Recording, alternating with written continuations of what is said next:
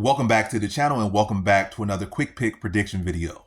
In this video, I'll be predicting the lightweight bout for the interim UFC lightweight champion between Justin Gaethje versus Paddy Pimblett. And how do I feel about this one right here is I'm going average confidence, Paddy Pimblett to beat Justin Gaethje.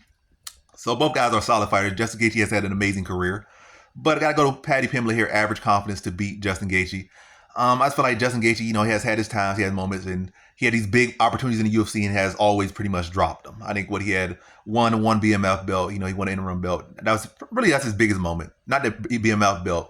Like I said, the BMF belt, it could be a big deal because he avenged the loss to Poirier and stopped him in the rematch, so that's a big deal. But I still say the biggest highlight of his whole career is beating Tony Ferguson for the interim belt. That was the highlight of his career, but amazing career. But at this point in his career, I think it's Paddy Pimblett. I think Paddy Pimblett has the momentum. He has the machine behind him. Gaethje's submission grappling has never really shown any significant improvement. Has always looked pretty mediocre. In his last fight, he got mounted, triangled by. He didn't get submitted, but he ended up in a mounted triangle by a small physique, a small striker.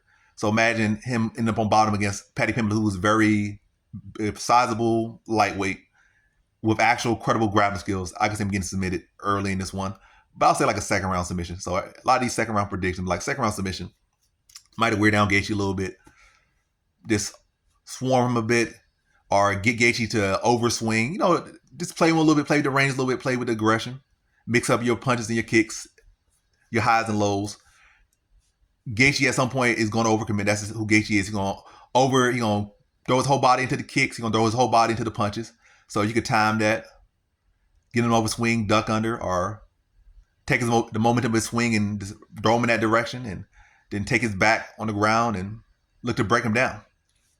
But otherwise, I just feel like Paddy Pimblett is the more well-rounded fighter. He's the younger fighter. He's the hungrier fighter with more upside, more to gain, and the one being pushed here. And Justin Gaethje could try this and try that, but I feel like at this point in your career, you had all this time to really work on your grappling and have not seen any notable improvement in any grappling. I've seen more regression than I've seen improvement. I guess he got one takedown against Gaethje. NCAA Division I wrestler finally got a takedown against an undersized striker, but it took 15 fights to get back to a little bit of wrestling. But yeah, I have not seen any notable improvement. If anything, I've seen notable regression in his grappling, and I think Paddy Pimblett is going to be able to exploit that. Make a mistake, let him overcommit. Matter of fact, he don't have to make him do anything. Gaethje already does make these mistakes naturally. It's a big positive to him, because he goes out there and just be aggressive and he makes it a fight. But the higher level guys, those same things that got you to the table, those higher level guys will take your biggest advantage, your biggest strength that you have, and use them against you.